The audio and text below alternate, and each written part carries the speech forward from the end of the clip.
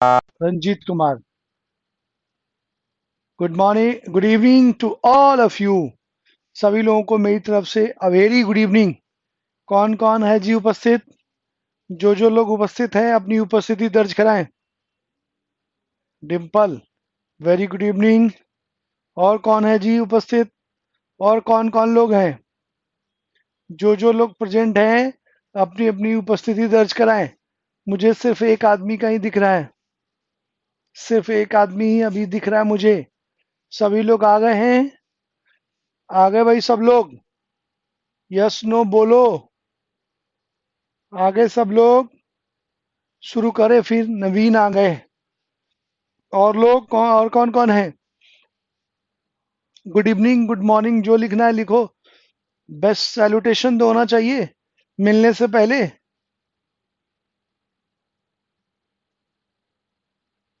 Yes sir. चलिए, आइए sir, शुरू करते हैं क्लास। क्लास शुरू करने से पहले एक छोटा सा मोटिवेशनल कोटेशन, जिससे थोड़ा उत्साह वर्धन हो अपना। ठीक है? तो कोटेशन, एक छोटा सा कोटेशन ले लेते हैं। तब तक सब लोग आ जाएंगे और फिर हम कोटेशन के बाद आगे बढ़ेंगे और देखेंगे आज के जो इम्पोर्टेंट क्वेश्चंस हैं उन क्वेश्चंस पर अपन डिस्कशन करेंगे। ठीक है? तो कोटेशन देखें कि कोटेशन क्या है। तो कहते हैं, एक मिनट, कुछ महत्वपूर्ण कोटेशन है। कोटेशंस अपन देख लें।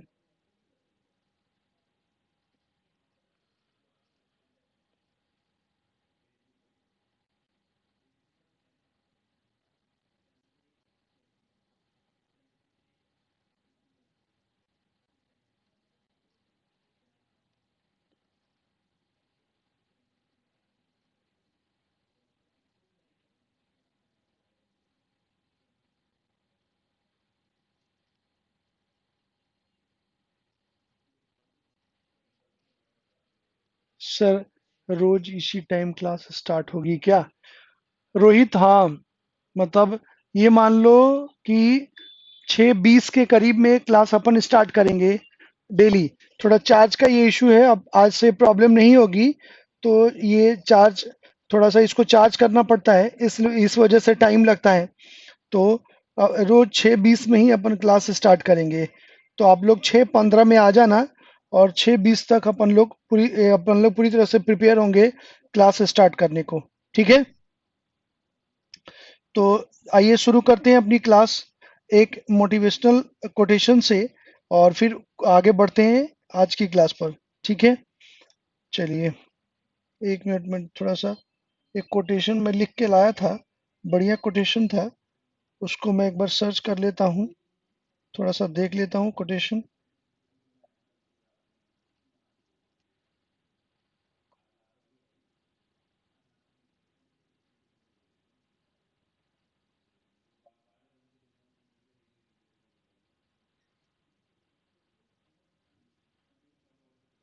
चलो, देखता हूँ मैं, वो ढूंढ, बड़ा बढ़िया कोटेशंस था, नोट करके लाया था।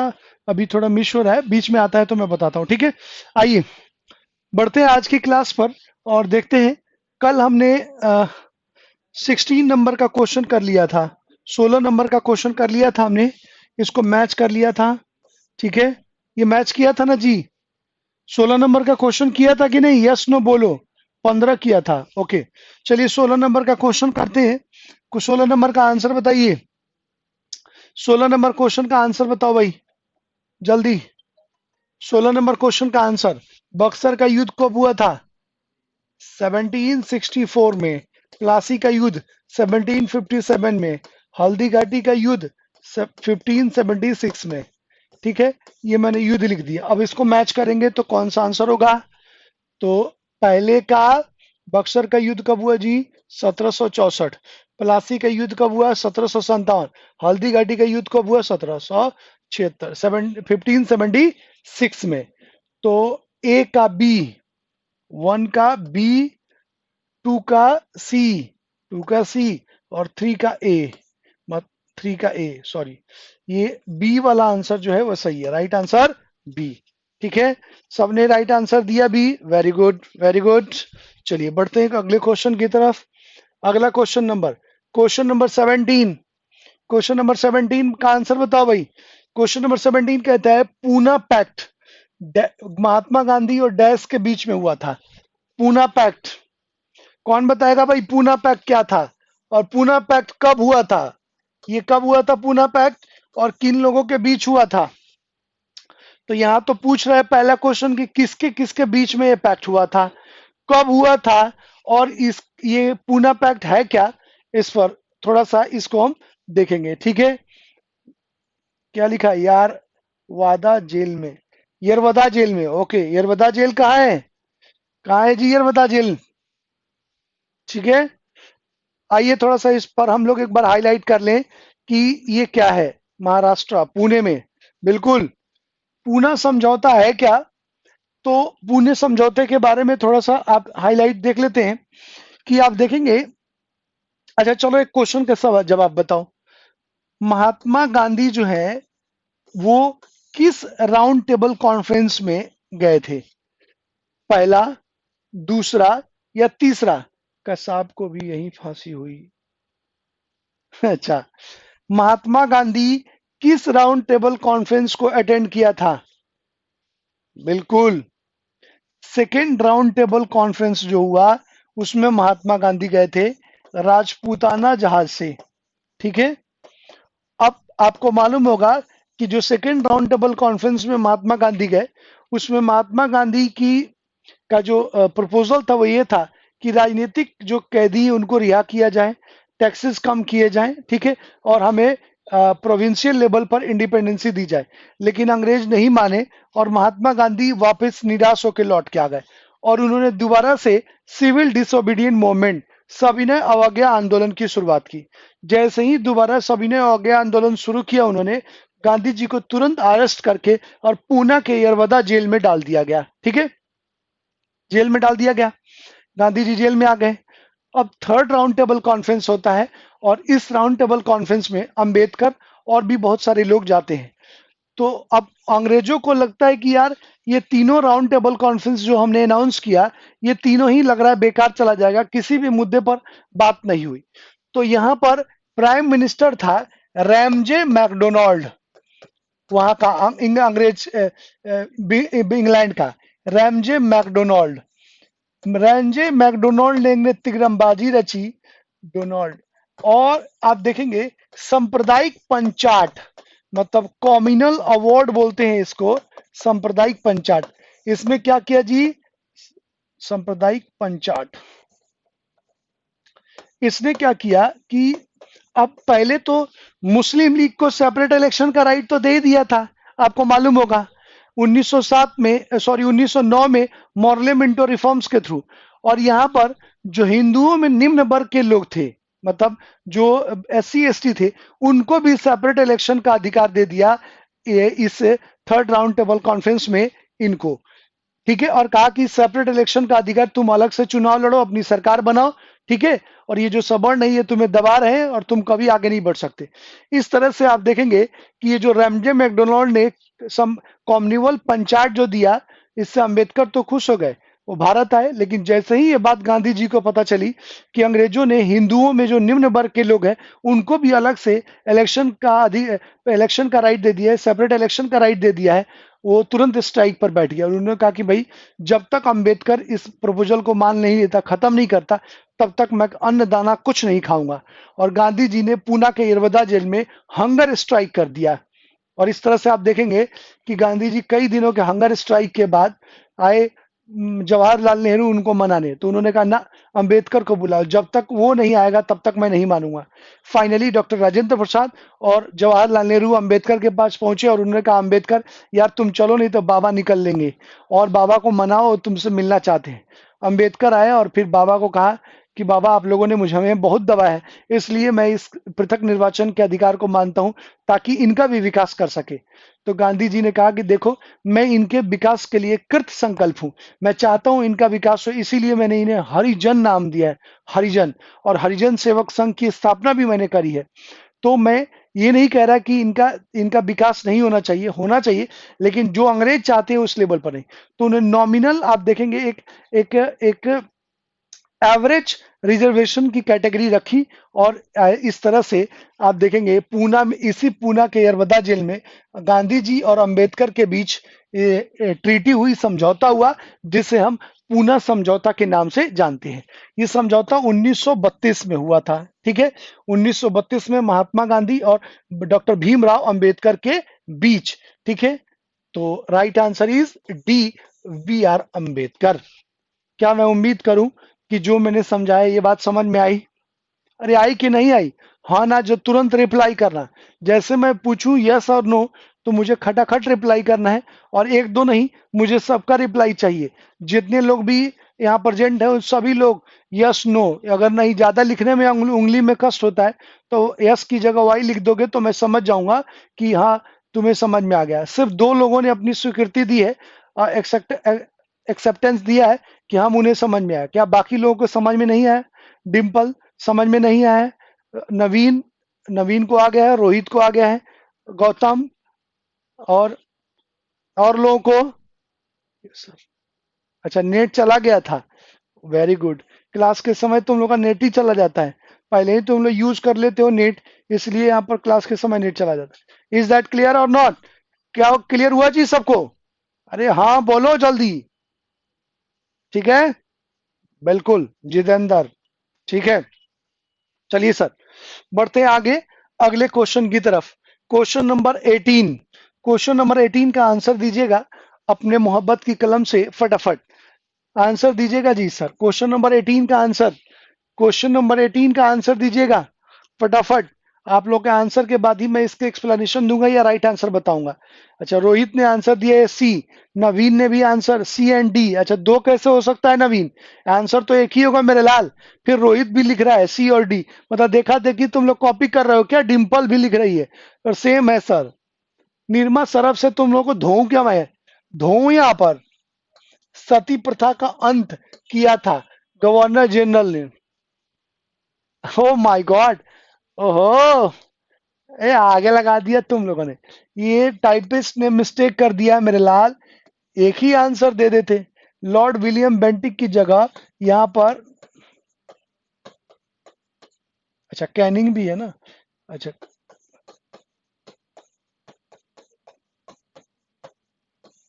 कॉर्नवालिस। आंसर तो मुझे नहीं पता है, अब बताओ, अब बताओ भाई, अब बताओ आंसर, अब बताओ। अभी बीसी क्या लिखा है? अभी बीसी क्या लिख रहे हो नवीन तुम? खंबा तो नहीं लगा लिया इसी समय? राइट आंसर है सी, सीधे सीधे। कंफ्यूजन किस बात का है? अभी बीसी ऑप्शन रहेगा सर। क्यों बीसी ऑप्शन रहेगा भाई?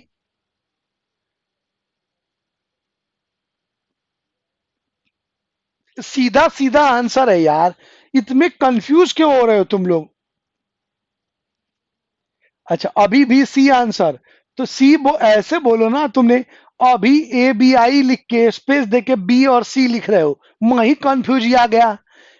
ठीक है, तो राइट आंसर है सी, इसमें कोई कंफ्यूजन नहीं है। Lord William Bentinck, Lord William Bentinck ने 1829 ईस्वी में इस सती प्रथा, सती ट्रेडिशन को एबोलिश किया। किसके सहयोग से? राजा राम मोहन राय, ये इनका नाम था राजा बाबू का। राजा बाबू ने 1828 में आप देखेंगे एक ब्रह्म समाज की स्थापना की सती के एवोल्यूशन के लिए, ठीक है, ब्रह्म समाज। और इन्हीं के प्रयासों से 1829 में कंटेम्पररी गवर्नर जनरल था लॉर्ड विलियम बेंटिक, और इसने 1829 में इस सती प्रथा को गैर कानूनी घोषित किया। और ये भारत का प्रथम गवर्नर जनरल है जी, भारत का प्रथम गवर्नर जनरल, ठीक है, भारत का प्रथम गवर्नर जनरल है। तो चार फैक्ट्स, भारत का प्रथम गवर्नर जनरल 1829 में इसने राजा राम मोहन राय के सहयोग से इसे गैर कानूनी घोषित किया। अब राजा राम मोहन राय एक समाज सुधारक है जी। राजा राम मोहन राय के बारे में पूछा है क्वेश्चन, क्या भारत में पुनर्जागरण का जनक किसे कहा जाता है? आंसर दो। दूसरा पूछा है भारत में सामाजिक सुधारों का जन्मदाता, फादर ऑफ सोशल रिफॉर्मर किसे कहा जाता है? आधुनिक Bharat, father of modern India किसे कहा जाता है? पत्रकारिता का जनक किसे कहा जाता है? फादर ऑफ जर्नलिज्म, ठीक है। और राष्ट्रीयता का जनक किसे कहा जाता है? ये सारे सवाल पूछे गए हैं अपने एग्जाम में, ठीक है। समझ में आ रही है बात? अरे आई कि नहीं सर? खंबा, हाँ नवीन, खंबा लगा के, इसीलिए तुम कंफ्यूज है। सब इन्हीं को कहा जाता है। बिल्कुल रोहित, तुमने दिल जीत लिया साहब। राजा राम मोहन राय, देखिए इधर, राजा राम मोहन राय के बारे में राजा की उपाधि इनको दी थी अकबर द्वितीय ने। ये मुगल सम्राट था अकबर सेकंड। इसने अपना पेंशन बढ़वाने के लिए राम मोहन राय को राजा की उपाधि प्रदान की थी। ये भी एग्जाम में क्वेश्चन पूछा हुआ है, इस क्वेश्चन का भी ध्यान रखना है। राजा राम मोहन राय को भारत में पुनर्जागरण का जनक कहा जाता है। पुनर्जागरण जिसको रिनेसा बोलते हैं, पुनर्जागरण का जनक किसे? पुनर्जागरण का मतलब क्या है रोहित? डिम्पल, नवीन, व्हाट इज रिनेसा?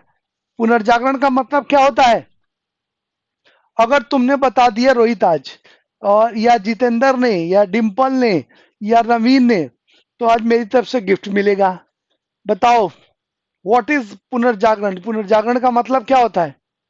बोलो सब। तर्कवाद, बुद्धिवाद और ज्ञान और विज्ञान। ओए ओए रोहित, साफ कॉपी कर लिया है तुमने, जो पढ़ाया मैंने साफ दिमाग में घुसा लिया है साफ। का प्रचार, ओए होए, तर्कवाद, बुद्धिवाद, ज्ञान और विज्ञान का प्रचार। ये तो बात होगी रोहित। लेकिन इसमें एक और चीज तुम बता सकते थे कि पुरानी रूढ़िवादी परंपराओं को समाप्त कर उसकी जगह तर्कवाद, बुद्धिवाद, ज्ञानवाद का विकास करना, और लोगों को बताना कि भाई जो आप कर रहे हैं, जो चीजें पहले स्थापित थी वो सही नहीं है, जो अब चीजें हो रही हैं, मतलब तर्क और बुद्धि के आधार पर ही हमें कोई भी निर्णय लेना चाहिए कि वो सही है या गलत। उसी को पुनर्जागरण, ठीक है। क्लास ली है तो पूरी तरह से रोहित ने समझ लिया है।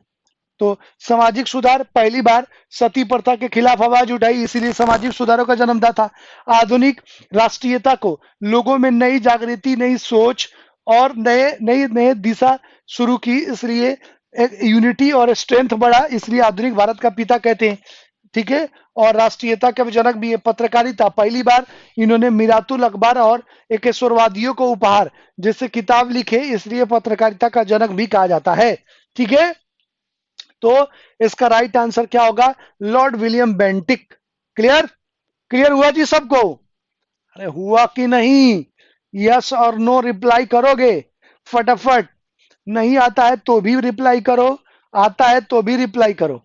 आता है तो आंसर बता दीजिए, नहीं आता है तो गलत आंसर भी देंगे। यहाँ पर एलिमिनेशन प्रोसेस नहीं चल रहा है, यहाँ पर हम एक प्रैक्टिस सेशन कर रहे हैं, जिससे हम गलत चीजों को नहीं बल्कि सही चीजों को आगे ले चले और उन्हीं चीजों को दिमाग में फिट करें, ठीक है। चलिए आइए, अब 19 का आंसर बता दो मेरे लालो, प्यारे मनमोहनो मेरे। अब बता दो 19 का आंसर। 1928 में भारत में आए उस कमीशन का नाम बताएं जिसका उद्देश्य भारत की संवैधानिक व्यवस्था में सुधार करना था। Right answer. Oh my God, oh my God, हिला दिया तुम लोगों ने साफ। पूरा राइट आंसर, सबके राइट आंसर दे दिए मैन। साइमन कमीशन, ओहो। चलिए सर, साइमन कमीशन, और व्हाइटमैन कमीशन, ओहो, अच्छा। स्वाति भी आ गई, ठीक है। देखो इसका एक्सप्लेनेशन देख लीजिए। अच्छा, ये जो ऑप्शन दिए हैं इसके बारे में बता सकते हो क्या? चलो थोड़ा प्रैक्टिस भी हो जाएगा और इस पर अपना काम भी हो जाएगा, ठीक है। तो ये ऑप्शंस पर भी थोड़ा थोड़ा डिस्कस करेंगे हम लोग, ठीक है, प्रैक्टिस के साथ साथ, और ये भी हो जाएगा। ठीक है, क्या क्या भाई, सही कह रहा हूं मैं? Yes no? बताओ अब, रोलक टेक कब आया था? 1919। पिट्स इंडिया कब आया था? बताओ। बंगाल विभाजन कब हुआ था? बताओ भाई, बंगाल विभाजन, partition of Bengal, 1905। Simon commission, 1928 Bharat आया। ठीक है, ये डेट्स हैं इन घटनाओं के जो अपन ने लिखे हैं। रोलक एक्ट, रोलक एक्ट क्या था?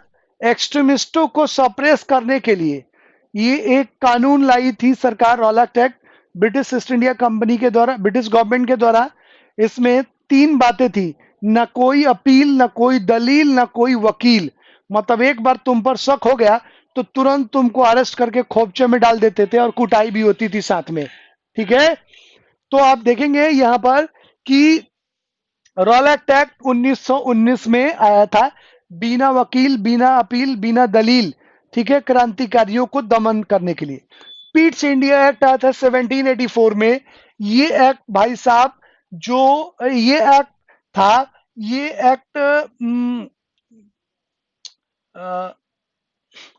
रेगुलेटिंग एक्ट की कमियों को दूर करने के लिए लाया गया था। रेगुलेटिंग एक्ट कब आया था जी? 1773 में।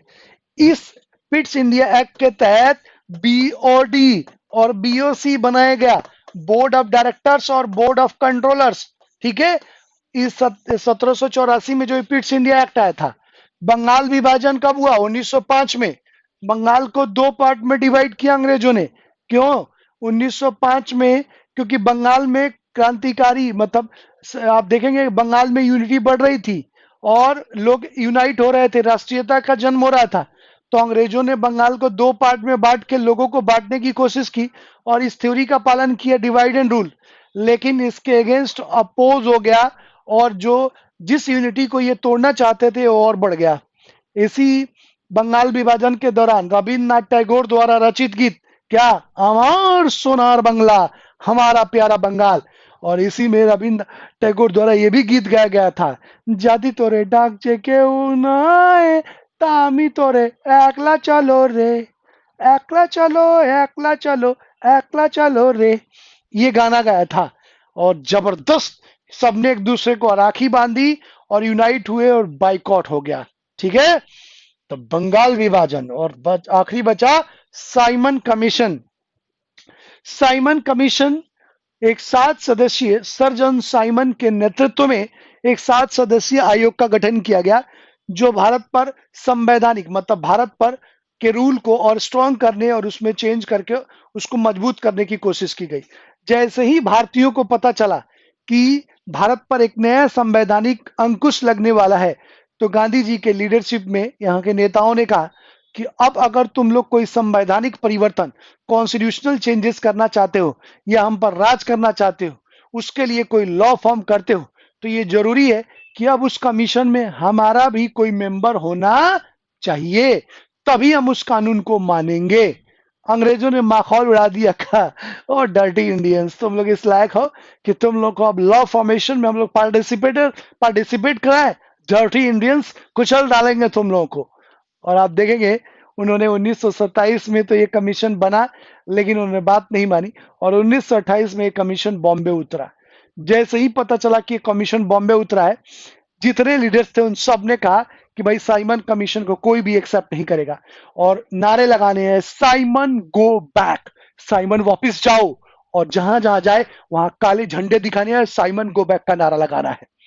साइमन बॉम्बे उतरा, वहीं से नारे लगने शुरू हुए, और जहां जहां गया वहां वहां साइमन गो बैक और काले झंडे दिखाए गए। वही ऐसी स्थिति में लाहौर पहुंचा, और लाहौर में बाइकआउट कर रहे थे।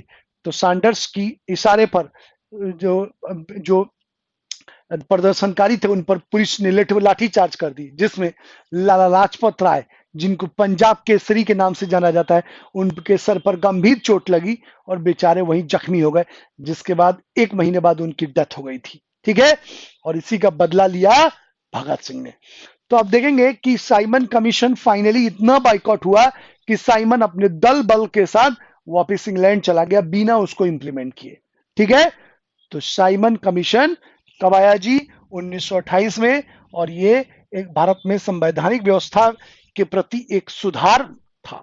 ठीक है, क्या मैं उम्मीद करूं कि जो मैंने बातें बताई वो आपके दिल तक पहुंच चुकी हैं, आपके कानों से होती हुई? क्या मैं उम्मीद करूं? अरे सब लोग रिप्लाई करें, एक आदमी नहीं, सब लोग का रिप्लाई चाहिए मुझे। अगर तुम लोगों में से जितने लोग भी प्रेजेंट हैं उनमें से अगर किसी ने भी आवाज रिप्लाई नहीं किया तो मुझे अच्छा नहीं लगेगा, मेरे दिल को ठेस पहुंचेगी। ठीक है, तो मैं नहीं चाहता। अगर आप चाहते हैं कि मेरे दिल को ठेस पहुंचे तो आप रिप्लाई मत कीजिएगा। अगर चाहते हैं कि रंजीत सर खुश रहे तो आप जरूर रिप्लाई करेंगे। रिप्लाई देखता हूं मैं कौन कौन रिप्लाई करता है। और सिर्फ 3 लोगों ने ही रिप्लाई किया है, रोहित ने, डिम्पल ने और नवीन ने। जबकि अभी प्रेजेंट 9 लोग हैं, 9 में से क्या 7 6 लोग जो हैं उनको पसंद नहीं आ रही है या समझ में नहीं आ रहा है। बताओ भाई, जो 6 लोग हैं या तो उनको समझ में नहीं आ रहा है या फिर उनको अच्छा नहीं लग रहा है। क्या बात है? क्या वो रिप्लाई करना नहीं चाहते हैं बाकी 6 लोग? क्या भाई, या इंटरनेट नहीं चल रहा है, बफरिंग कर रहा है, क्या दिक्कत है? तो रिप्लाई करो भाई। जितेंद्र ने अब किया है, मतलब इतना लेट क्यों? फटाफट रिप्लाई करें, मुझे सबके रिप्लाई चाहिए, सबके। 1 2 3 4, 4 लोगों ने किया है सिर्फ अभी, 5 लोगों ने, 4 लोगों ने। और लोग कहाँ हैं भाई? क्या बाकी लोगों को समझ में नहीं आ रहा है? अरे हाँ या ना कुछ रिप्लाई करो भाई। मैं चाहता हूं सभी लोग एक्टिव रहें क्लास में। कहीं कोई दिक्कत है किसी को? कहीं किसी को कोई दिक्कत है? बोलो, बोलो, मुझे रिप्लाई करो। कहीं किसी को दिक्कत है? सर मोबाइल से रिप्लाई नहीं करते क्यों? उसमें टाइप करने वाला नहीं है, टाइप कर लो। ठीक है, आइए, ये तो बात हो गई भाई क्वेश्चन नंबर 19 की। बढ़ते हैं हम। अब देखते हैं question number 20। Question number 20, answer दीजिए इसका। आंसर दो भाई, क्वेश्चन नंबर 20 का आंसर दो फटाफट। उस ब्रिटिश जनरल का नाम बताएं जो जलियांवाला बाग हत्याकांड के लिए जिम्मेवार है। मुझे पूरी उम्मीद है कि सभी लोग इसका आंसर बहुत तसल्ली बख्श देंगे। ठीक है, right answer general Michael O'Dwyer. ठीक है, डायर, जनरल डायर। ठीक है, जनरल डायर। ठीक है, चेम्सफोर्ड वायसराय था, बिल्कुल नवीन। अब मुझे ये बता दो, इस सवाल का जवाब, ये तो इजी था। ये डायर का कांड किसने किया था भाई? जनरल डायर जो अमृतसर का कमिश्नर था, पुलिस अधिकारी, इसका कांड किसने किया था और कब किया था ये बताओ। चेम्सफोर्ड तो वायसराय थे उस समय पूरे भारत के, डायर था वहां का पुलिस ऑफिसर। जनरल डायर, यहां से मैंने क्वेश्चन पूछा है 20 नंबर से, 20 का आंसर सी है, ये तो सबको मालूम है। लेकिन मैं ये कह रहा हूं कि डायर को गोली मारी थी एक भाई ने, कब मारी थी ये मैं पूछ रहा हूं तुम लोगों से। ना रोहित, रोहित गलत। 21 का आंसर नहीं पूछा, पहले 20 का पूछ रहा हूं स्वाति, बाद में आगे बढ़ना। पहले मैं यहां पर एक क्वेश्चन से 4 क्वेश्चन जो बन रहे हैं उस क्वेश्चन को का आंसर मैं तुम लोगों से पूछ रहा हूं, उस क्वेश्चन का आंसर पूछो। अब आई डिंपल बता रही है, इसको मारा था भाई साहब उधम सिंह ने। कहां पर? लंदन में जाके मारा था भाई साहब इसको गोली। कब? 1940 में भाई साहब, ये कांड हुआ 1919 में, आप देखेंगे। और 1940 में जाके इसको भगत सिंह ने वहां पर लंदन में उसके घर में जाके गोली मारी। दरवाजा नॉक किया, उधर डायर निकला, हुज दैट? बोला तुम्हारा पापा। ढिसक्याओ ढिसक्याओ ढिसक्याओ, उसको गोली मार दी। ठीक है, तो उधम सिंह थे जिन्होंने 1940 में जनरल डायर की हत्या करी। और इसको कहा गया, शेर कहा था अंग्रेजों ने जब इसने ये घटना जलियांवाला बाग किया था तब। ठीक है, आइए, ये तो ये भाई, ये क्वेश्चन, ये ध्यान रखना है, एग्जाम में पूछे क्वेश्चन, जो मैं बता रहा हूं इसको एकदम ध्यान रखना है जी। ठीक है, क्लियर हुआ?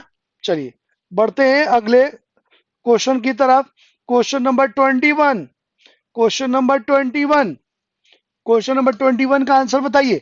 1918 में महात्मा गांधी सूती कपड़ा कारखानों के मजदूरों के बीच सत्याग्रह आंदोलन चलाने के लिए डैश जा पहुंचे। जो कपड़ा, जो क्लॉथ मिल था, वहां पर सत्याग्रह के लिए महात्मा गांधी कहां गए थे जी? जल्दी रिप्लाई करो मुझे, 21 का आंसर बताइए। तब तक मैं कुछ लिख रहा हूं, यहां पर कुछ लिख रहा हूं, उसका भी आंसर तुम लोगों को बताना है। पहला, चंपारण सत्याग्रह। दूसरा, खेड़ा सत्याग्रह। तीसरा, अहमदाबाद मिल मजदूर आंदोलन।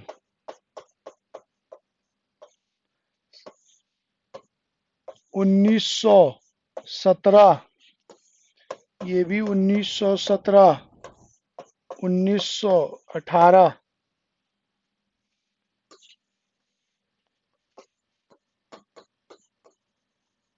गांधी जी, एक और इंपॉर्टेंट फैक्ट, पहली बार भूख हड़ताल,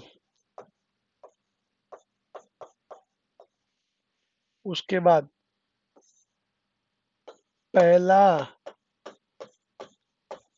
सत्याग्रह, उसके बाद 3 कठिया, उसके बाद नील आंदोलन।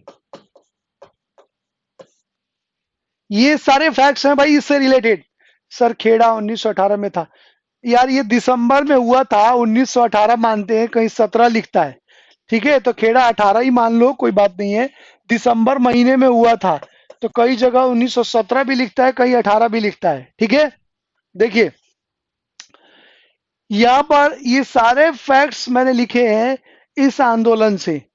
ठीक है, अब यहां से क्या क्या क्वेश्चन पूछेगा, ये आप ध्यान में रखिए। सबसे पहले चंपारण सत्याग्रह की बात करते हैं। ठीक है, तो अब इसका जो राइट आंसर है 21 का, वो है अहमदाबाद डी। ये सबके आंसर सही है। ठीक है, लेकिन इससे रिलेटेड एग्जाम में क्वेश्चन पूछे जाते हैं, इसलिए मैं इसको एक बार समझा देना चाहता हूं, ताकि आपको क्लियर समझ में आ जाए ये सारी चीजें। ठीक है, फिर इनका सीक्वेंस देखो। नवीन, साउथ अफ्रीका से आने के बाद भारत में महात्मा गांधी का जो मूवमेंट का सीक्वेंस है, वो सीक्वेंस मैंने लिखा है। क्योंकि दक्षिण अफ्रीका से 1915 में गांधी जी आते हैं और गुजरात में अहमदाबाद में साबरमती आश्रम की स्थापना करते हैं और फिर वहीं रहना शुरू करते हैं। और इनका पहला जो सत्याग्रह है वो शुरू होता है चंपारण में। ठीक है, पहला चंपारण के, मैं पूरी स्टोरी बताता हूं तो समझ में आ जाएगा। पहला सत्याग्रह मतलब फर्स्ट सत्याग्रह गांधी जी का चंपारण से ही शुरू होता है, फिर उसके बाद खेड़ा, और खेड़ा से अहमदाबाद मिल मजदूर, और फिर आगे बढ़ते हैं। तो यहां से एक इसका सीक्वेंस है, इस सीक्वेंस को समझना है, और फिर इस मूवमेंट से रिलेटेड कई सारे क्वेश्चंस पूछे गए हैं, वो आप उसको सीक्वेंस वाइज समझिएगा। ठीक है जी, तो ध्यान से इसको सुनना एक बार तुम लोग, और इससे कई तरह के, यही क्वेश्चन नहीं, जो मैंने लिखे हैं उसके अलावा भी क्वेश्चंस पूछे गए, तो उसको आपको ध्यान में रखना है। तो एक बार सब लोग ध्यान से सुनेंगे जो मैं बोलने जा रहा हूं। क्या सब लोग प्रॉपर मुझे सुन पा रहे हैं और देख पा रहे हैं? यस और नो में रिप्लाई करो। सब लोग मुझे प्रॉपर देख और सुन पा रहे हैं? सब लोग रिप्लाई करो यार, मतलब दिल दुखा देते हो यार तुम लोग। दो तीन लोग ही बोलते हैं और लिखते हैं, बाकी लोग सब। अब ना तुम लोग को देख नहीं सकता हूं, तो कम से कम रिप्लाई से ही मैं तुम लोग को एक मैंने बस वो बना रखा है अपनी तुम लोगों के फोटो की, कि अच्छा ये मोहित है, ये रोहित है, ये नवीन है, ये डिम्पल है, ये अदिति है, ये सब ऐसे ही मैं मन में सामने दीवार पे देखता हूं तो अच्छा लगता है कि हाँ यही है। ठीक है। अच्छा नवीन, इतनी बार रिप्लाई करने की, एक बार कर दो कि मैं समझ जाऊंगा मेरे लाल। चार बार रिप्लाई करोगे तो मुझे लगा सब लोग हैं। ठीक है, चलिए देखिए इधर। सबसे पहली बात, चंपारण सत्याग्रह। ठीक है, चंपारण सत्याग्रह के तीन नाम है बॉस। इसकी जगह, चंपारण सत्याग्रह की जगह यहां पर तिनकठिया आंदोलन भी पूछा जा सकता है और पूछा गया है, या उसके अलावा नील आंदोलन भी पूछा जा सकता है, ये भी पूछा गया है। तो ध्यान रखिएगा, इस चंपारण सत्याग्रह को तीन नामों से जाना जाता है। एक बात। दूसरी बात, यह आंदोलन 1917 में आयोजित हुआ, 1917 में। ठीक है। तीसरी बात, महात्मा गांधी के द्वारा पहली बार भारत के किसी आंदोलन में पार्टिसिपेट किया गया, मतलब भागीदारी हुई। ठीक है, ये चौथी बात हो गई। पांचवी बात कि पहली बार महात्मा गांधी ने यहां पर अपने सत्याग्रह का, सत्य, अहिंसा और असहयोग, ये जो तीन हथियार थे गांधी जी के, उसका इस्तेमाल किया था, इसलिए इसे सत्याग्रह के नाम से जाना जाता है। ठीक है। अब इनके नाम का मतलब क्या, ये बता रहा हूं, क्योंकि ये जो घटना है, ये जो आंदोलन, ये चंपारण में हुआ था। आज इस समय भारत का जो बिहार में, बिहार का जो वेस्ट पार्ट है, यहाँ पर पूर्वी और पश्चिमी चंपारण है। तो चंपारण एक जगह है जो नेपाल से जुड़ा हुआ है, भारत का, सॉरी बिहार का। तो वहीं पर आप देखेंगे गांधी जी के द्वारा पहला सत्याग्रह किया गया, इसलिए चंपारण सत्याग्रह बोलते हैं। ठीक है। अब ये घटना है क्या, तो आप देखेंगे कि वहां पर 1/3 हिस्से पर अंग्रेज नील की खेती करने के लिए वहां के किसानों को मजबूर कर रहे थे। ठीक है। तो अब ये जो नील है, इससे क्या होता था कि 1/3 हिस्से पर नील की खेती करेंगे तो फिर अपने लिए फूड ग्रेन्स का प्रोडक्शन कैसे करेंगे। और नील एक ऐसा प्लांट था जिसकी खेती के बाद जो लैंड की फर्टिलिटी थी वो खत्म हो जाती थी, वो फसल ही नहीं होती थी। तो वहां के लोग त्रस्त होके और फिर उन्होंने अंग्रेजों का बाइकआउट किया नील की खेती नहीं करने के लिए। इसमें वहां के एक लोकल लीडर थे, उनका नाम था राजकुमार शुक्ला। राजकुमार शुक्ला ने गांधी जी के बारे में सुन रखा था कि गांधी जी ने कैसे रंग भेद के खिलाफ साउथ अफ्रीका में अंग्रेजों को घुटने टेकने के लिए मजबूर किया। तो उन्होंने गांधी जी को पत्र लिखा और अपनी सारी समस्याएं उसमें बताई और उनको इनवाइट किया कि आप यहाँ चंपारण आए और हमारी समस्याओं के लिए अंग्रेजों से सत्याग्रह करें। तो गांधी जी को राजकुमार शुक्ला का लेटर अच्छा लगा और फिर गांधी जी पहुंचते हैं चंपारण। ठीक है। तो चंपारण सत्याग्रह, क्योंकि पहला सत्याग्रह था गांधी जी का, इसलिए चंपारण सत्याग्रह कहा जाता है। ठीक है, बिल्कुल। उसके बाद तीन कठिया आंदोलन, इसलिए कि बिहार में जमीन को कट्ठे में मेपर की मापा जाता है जी।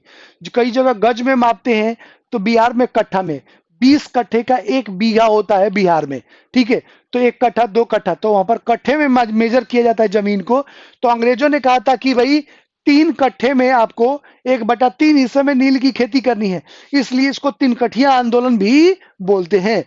उसके बाद क्योंकि नील की खेती करने के लिए मजबूर कर रहे थे, इसलिए इसको नील आंदोलन भी बोलते हैं। समझ में आ रही बात, क्लियर हुआ। तो ये इसको हम चंपारण सत्याग्रह, तिनकठिया और नील आंदोलन कहा जाता है, जहां पर गांधी जी पहली बार पार्टिसिपेट करने के लिए गए। एक बात 1917 में। दूसरा है खेड़ा।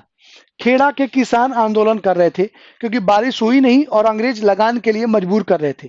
तो गांधी जी को इनवाइट किया, गांधी जी आ गए और गांधी जी ने लगान न देने के लिए अंग्रेजों को आंदोलन किया और उनको मनाया।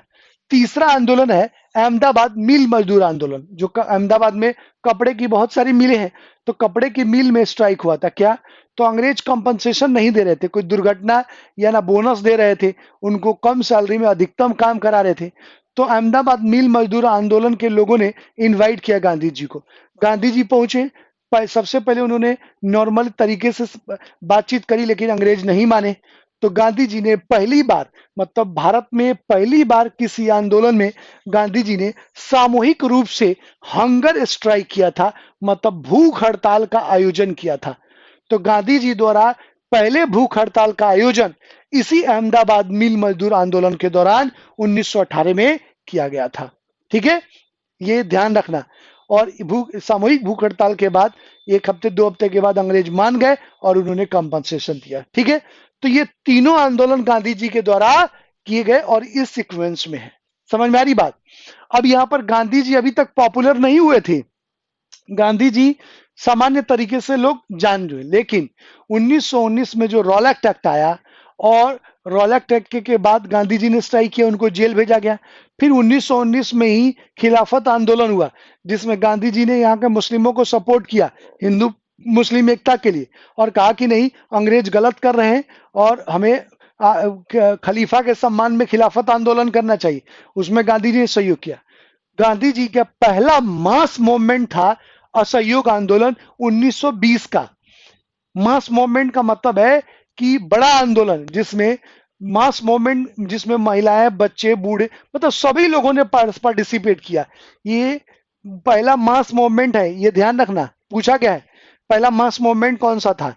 तो 1920 के बाद गांधी जी को का जो ये आंदोलन है, इसके बाद सब लोग गांधी जी को जानने लगे। ठीक है, और गांधी जी 1920 के असहयोग आंदोलन के बाद ही के साथ ही एक्टिव पॉलिटिक्स में खुल के आते हैं, मतलब सक्रिय राजनीति में प्रवेश कर जाते हैं। ठीक है, यहां तक वो छिटपुट प्रदेशों में ही काम कर रहे थे, लेकिन 1920 के असहयोग आंदोलन के साथ ही वो भारत की सक्रिय राजनीति, एक्टिव पॉलिटिक्स में एंटर कर जाते हैं। क्लियर? तो ये एक सीक्वेंस है, इसका आपको ध्यान में रखना है। यहां तक आपको समझ में आई ये बात? अरे आई कि नहीं आई? यस और नो बोलो, यस और नो। क्या यहां तक सारी बातें समझ में आ गई? बोलो भाई, यहां तक सारी बातें समझ में आई कि नहीं आई? सबको आ गई? सबको सबको आ गई?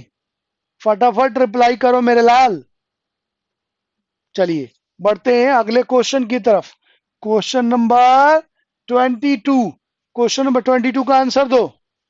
चलो भाई, क्वेश्चन नंबर 22 का आंसर दीजिए। क्वेश्चन नंबर 22 का आंसर दीजिए सर। समझ में आ गया जितेंद्र? बढ़िया बात है। अब आंसर पूछ रहा हूं तुम लोगों से, गलत सही कुछ भी दो। रोहित, रोहित, डिम्पल, जितेंद्र, नवीन, गलत सही कुछ भी दो। गलत सही कुछ भी आंसर देना है। बिल्कुल, फ्रांसीसी क्रांति, राइट आंसर सी, 1789 में हुआ था भाई। अच्छा, अमेरिकन रेवोल्यूशन कब हुआ था?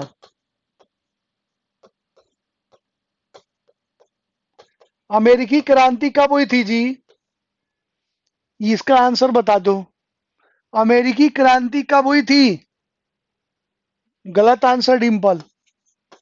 1773, 74 में। ठीक है,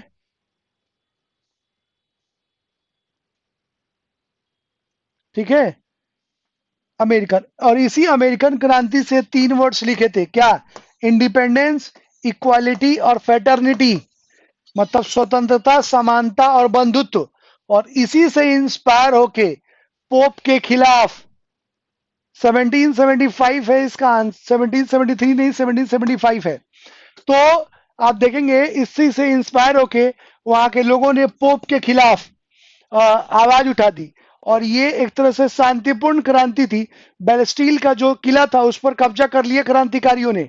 ठीक है, ये वहां भी इंडिपेंडेंस, इक्वालिटी और फेटर्निटी की बात होने लगी। ठीक है, तो 1789 में हुआ था ये फ्रेंच रेवोल्यूशन। चलिए बढ़ते हैं अगले क्वेश्चन की तरफ। 23, क्वेश्चन नंबर 23 का आंसर बताओ। 23 का आंसर, भारतीय राष्ट्रीय कांग्रेस का प्रथम विभाजन किस सत्र में हुआ था? भारतीय राष्ट्रीय कांग्रेस का प्रथम विभाजन किस सत्र में हुआ था जी? भारतीय राष्ट्रीय कांग्रेस का विभाजन किस सत्र में हुआ था? बताओ भाई, जल्दी रिप्लाई करें सब लोग, रिप्लाई करें सब लोग। किस सत्र में हुआ था? ओहो नवीन, रवि, रोहित, पूरा तुमने क्लास लेके एकदम गर्दा गर्दा कर दिया है। बहुत खुश कर दिया तुमने मेरा दिल, मतलब एकदम पढ़ के सारा एज इट इज तुमने कॉपी कर लिया है। रास बिहारी बोस के, ओहो रोहित आग लगा दिया तुमने। देखो यहां से चार फैक्ट्स पूछे जा सकते हैं जो इंपॉर्टेंट हो सकते हैं। देखिए सबसे पहले तो राइट आंसर है सूरत। सूरत इज राइट आंसर। अब यहां पर आप देखेंगे कि 1905 में जो बंगाल विभाजन हुआ, इससे क्रोधित होके जो कांग्रेस है वो दो आइडियोलॉजी में बट गई। एक तो नरम दल मतलब मॉडरेट्स, और एक एक्सट्रीमिस्ट गरम दल। ठीक है, ये दो पार्ट में बदल गए। अब 1907 में आप देखेंगे एनुअल कॉन्फ्रेंस होता है कांग्रेस का, और ये कॉन्फ्रेंस होता है सूरत में। ठीक है, अब इस कॉन्फ्रेंस में अध्यक्षता के लिए दोनों ही पहुंच जाते थे, मॉडरेट्स और एक्सट्रीमिस्ट, और दोनों ही इस कहते हैं कि भाई हम चेयरमैन बनेंगे, हम चेयरमैन प्रेसिडेंट बनेंगे, और दोनों के बीच फाइट हो जाता है, लड़ाई हो जाती है। गरम दल वाले नरम दल वालों का मार के सर्वर फोड़ फाड़ देते हैं, और फाइनली आप देखेंगे कि कांग्रेस जो है सूरत में दो आइडियोलॉजी में डिवाइड हो जाती है, और दो गुटों में कांग्रेस का पहला विभाजन होता है। और इस यहाँ पर रास बिहारी जो बोस है वो इसके अध्यक्ष होते हैं। ये 1907 के रास बिहारी बोस। ठीक है, रास बिहारी बोस ये होते हैं उस समय अध्यक्ष इसके। तो ये याद रखना है कि कांग्रेस के प्रथम विभाजन के दौरान कांग्रेस के अध्यक्ष कौन थे, एक बात। उसके बाद कांग्रेस का विभाजन किस सत्र में हुआ, तीसरा क्वेश्चन, कांग्रेस का विभाजन कब हुआ। ठीक है, और कांग्रेस का पहला विभाजन किस आधार पर हुआ।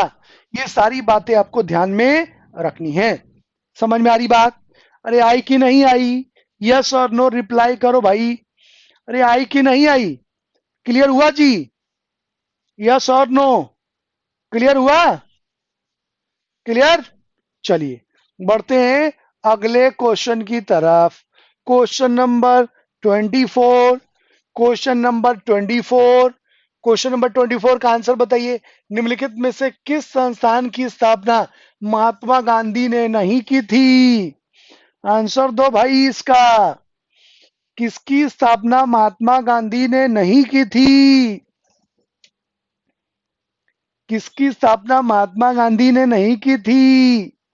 सबको मालूम होगा, फिनिक्स साउथ अफ्रीका में, सेवाग्राम भी यहीं पर गुजरात में, और साबरमती भी गुजरात में। विश्व भारती ये किसके द्वारा स्थापित किया गया था जी? नाम तो बता दो उनका। रविन्द्रनाथ टैगोर। ठीक है, ये तीनों संस्थान की स्थापना महात्मा गांधी के द्वारा की गई थी, और विश्व भारती रविन्द्रनाथ टैगोर। तो right answer C. Right answer क्या है जी? सी है। किसका? 24 का राइट आंसर सी। चलिए बढ़ते हैं अगले क्वेश्चन की तरफ। Question number 25। चलिए मोहब्बत से आंसर दीजिएगा, साफ दिल खुश कर देना है मेरा। भारत में अंग्रेजी शिक्षा किसने आरंभ की? राइट आंसर बताओ। सब लोग फटाफट रिप्लाई करें, एकदम कटाकट कटाकट रिप्लाई करना है जी। जितना जल्दी रिप्लाई करोगे उतनी ही ज्यादा मुझे खुशी होगी, और उतना ही ज्यादा रिवीजन फटाफट होगा। तो मुझे पूरी उम्मीद है कि जोश और जुनून के साथ टाइप करोगे एकदम साफ।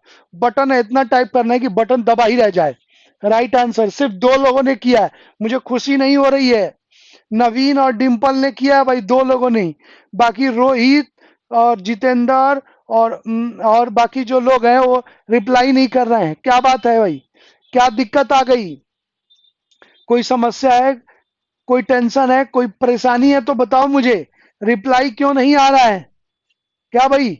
सिर्फ दो लोगों ने ही राइट आंसर बताया है, और कोई नहीं है जो इसका आंसर बता सके? कहा गए भाई और लोग? रोहित, नवीन, जितेंद्र, और वो कौन एक और है भाई, मीना, क्या नाम है उसका? गलत। मैं बार बार कहता हूं तुम लोगों को कि गलत या सही आंसर दो, गलत या सही आंसर दो। लेकिन यार तुम लोग आंसर ही नहीं देते, दुखी कर देते हो यार तुम लोग। मतलब मैं बता रहा हूं, मेरा दिल मन करता है रोने लगूं मैं। ठीक है, देखो इधर right answer Lord Macaulay. Right answer is B. जिन लोगों ने दिया है बहुत खुशी है मुझे। 1833 का एक्ट आया, और इस एक्ट के थ्रू गवर्नर जनरल की काउंसिल में फोर्थ मेंबर के रूप में लॉर्ड मैकाले को लॉर्ड मैकाले को अपॉइंट किया गया विधि अधिकारी के रूप में, लॉ मेंबर के रूप में। और इसने ही आईपीसी, इंडियन पैनल कोड, भारतीय दंड संहिता, जो हम लोग आज हमारे देश में आईपीसी की दफा 302 के तहत सजाए मौत मुकर्रर की जाती है, ये जो आईपीसी है ये इसी ने लिखवाया था, लॉर्ड मैकाले ने। और इसी ने इंग्लिश और हिंदी मीडियम के का डिस्प्यूट किया कि भाई जो बेसिक एजुकेशन है वो किस लैंग्वेज में होना चाहिए। और दोनों विवाद के बाद फाइनली इसने कहा कि इंग्लिश एजुकेशन ही होना चाहिए प्राइमरी एजुकेशन का आधार। ठीक है। और इस तरह से 1 लाख रुपया पहली बार खर्च किया गया इंग्लिश एजुकेशन के लिए। ठीक है। तो लॉर्ड मैकाले ने भारत में इंग्लिश एजुकेशन की शुरुआत करी। क्या मैं उम्मीद करूं कि ये बात समझ में आई? अरे आई कि नहीं आई? स्वाति, बहुत लेट रिप्लाई करती हो तुम, इतना सोच के क्यों करना है? फटाफट। मैकाले माइनट प्रेजेंट किया, बिल्कुल बिल्कुल डिम्पल। ठीक है। आइए बढ़ते हैं अगले क्वेश्चन की तरफ। Question number 26। Question number 26। Question number 26 का आंसर बताइए जी। क्वेश्चन नंबर 26 का आंसर बताइए। नवीन, तुम एक लाइन आगे बढ़ते हो। मैं 26 का पूछ रहा हूं, तुम 27 का बता रहे हो। जो मैं पूछ रहा हूं पहले उसका बताओ, उसके बाद 27 का बताओ। रोहित, ये लाइन लाइन क्या खींच दिया तुमने? भारत की पहली फ्रेंच फैक्ट्री कहां स्थापित हुई थी भाई? पहली फ्रेंच फैक्ट्री कहां स्थापित हुई थी? बताइए। नवीन, रिप्लाई करो। डिंपल ने भी बता दिया, सूरत में। फ्रांसीसियों की पहली कंपनी सूरत में स्थापित की गई थी। कब? 1668 में। और किसने इसको स्थापित किया था? तो फ्रैंक कैरो। फ्रैंक कैरो ने 1668 ईस्वी में सूरत में अपनी पहली फैक्ट्री स्थापित की थी। फ्रेंच ईस्ट इंडिया कंपनी कब भारत में कब आई थी जी? रोहित, डिंपल, स्वाति, नवीन, जितेंद्र। बिल्कुल 1664 में आई थी। ठीक है। 1664 में ये कंपनी भारत आई थी। और ये भाई साहब डायरेक्ट गवर्नमेंट के द्वारा, जो डायरेक्ट वहां की गवर्नमेंट थी वो इनको डील कर रही थी। जैसे ईस्ट इंडिया कंपनी है, वो तो आप देखेंगे कि कुछ दो चार कंपनियों का एक ज्वाइंट वेंचर था, एस्तांदो द ओरिएंटल ऐसे नाम था उनका। और वो महारानी एलिजाबेथ से परमिशन लेके 15 साल के लिए ईस्ट इंडीज कंट्रीज के साथ व्यापार करने आए थे। लेकिन ये गवर्नमेंट, डायरेक्ट गवर्नमेंट के थ्रू, गवर्नमेंट मतलब वहां की सरकार के द्वारा यहाँ पर ट्रेड किया जा रहा था। ठीक है। चलिए बढ़ते हैं अगले क्वेश्चन की तरफ। Question number 27। क्वेश्चन नंबर 27 का आंसर दीजिए। उस सिख गुरु का नाम बताइए जिन्होंने पंजाबी भाषा लिखने के लिए गुरुमुखी लिपि विकसित की। गुरुमुखी लिपि विकसित की भाई। 27 का आंसर बताइए। गुरुमुखी लिपि बहुत बार एग्जाम में पूछा गया है क्वेश्चन, ये बहुत बार पूछा जा चुका है एग्जाम में क्वेश्चन ये। ठीक है। बहुत बार पूछा जा चुका है एग्जाम में क्वेश्चन ये। ठीक है। उनका नाम क्या है जी? सबने, ओहो, सबने राइट आंसर, आग लगा दिया। गुरु अंगद ने गुरुमुखी लिपि विकसित की, जिसमें पंजाबी भाषा का जो इनकी जो पवित्र ग्रंथ है, गुरु ग्रंथ साहिब, उसके बारे में उसको लिखा गया है। तो गुरुमुखी लिपि में अंगद बाबू ने, तो अंगद जी से याद रखना, वाली के जो बेटे थे उन्होंने गुरुमुखी लिपि को जन्म दिया, जिसमें इनके धार्मिक ग्रंथ, जो पवित्र ग्रंथ है, वो लिखे गए। चलिए बढ़ते हैं क्वेश्चन नंबर 28। Question number 28। किस वर्ष ईस्ट इंडिया कंपनी को पूरी तरह समाप्त कर दिया गया तथा भारत पर ब्रिटिश सरकार का पूर्णतः अधिकार स्थापित हुआ? आंसर तो भाई इसका फटाफट रिप्लाई कीजिए मुझे, फटाफट रिप्लाई कीजिए। अच्छा चलो, यहाँ पर ईस्ट इंडिया कंपनी की बात कर रहा है तो मैं एक चीज लिख रहा हूं, उसका आंसर तुम लोग बताना है। सबसे पहले मैं लिख रहा हूं यहाँ पर अ, अरे, पुर्तगाली, डच, अंग्रेज, डेनिस, फ्रांसीसी। चलिए, अब आप मुझे बताइएगा कि ये कंपनियां कब कब भारत आई। रिप्लाई करो भाई, फटाफट रिप्लाई कीजिए इसका आंसर। इससे ही आपको एक भी ये भी फैक्ट मिल जाएगा। चलो, कब आए जी? 1498। डेनिस कब आए बताओ मुझे, बताओ, रिप्लाई करो फटाफट, देखूं मैं किसको किसको पता है। डच कब आए? ओए होए नवीन, आग लगा दिया तुमने। 1602। और अंग्रेज कब आए? इंग्लिश का बता दो मेरे लाल। 1600। कहीं 1509 भी आता है, बिल्कुल। डेनिस कब आए? ये भी बता दो फटाफट, रिप्लाई करो। ओहो, आग लगा दिया तुम लोगों ने। 1600। और फ्रांसीसी कब आए? 1664। तो ये भी याद रखिएगा, ये ऑर्डर आप, ठीक है, इनके भारत में आगमन का। ठीक है, क्लियर हुआ जी? आइए, अब यहाँ क्वेश्चन पर आते हैं। 28 का आंसर तुम लोगों ने क्या बताया था? अब 28 का आंसर रिप्लाई कर दो, ये तो समझ में आ गया होगा। 28 का आंसर रिप्लाई कीजिए। 28 का आंसर बताया डिंपल ने, सी। सी बताया भाई, क्या सी आंसर सही है? सब लोग रिप्लाई करें। सी। नवीन ने सी बताया, रोहित ने सी बताया, डिंपल ने सी बताया, और बाकी लोग एकदम सही है। ओहो नवीन, एकदम सही है, मतलब डैम श्योर हो। वैट लगा ले इस पर। एकदम सही, हिला दिया तुमने। आपका जो सवाल आंसर है वो बिल्कुल सही है। 1858 ईस्वी में ये कहानी है क्या भाई? तो आपको मालूम होगा कि भारत पर अंग्रेजों का जो अंग्रेज 1764 के बक्सर युद्ध के बाद भारत पर अंग्रेजों का पॉलिटिकल कंट्रोल स्टैब्लिश होता है। और आप देखेंगे रेगुलेटिंग एक्ट आया 1773 में। और बंगाल का आप देखेंगे यहाँ पर नवाब था रॉबर्ट क्लाइव, और यहाँ पर वॉरेन हेस्टिंग साहब बनते हैं अ, बंगाल के पहले गवर्नर जनरल। ठीक है, और ये प्रक्रिया शुरू होती है 1857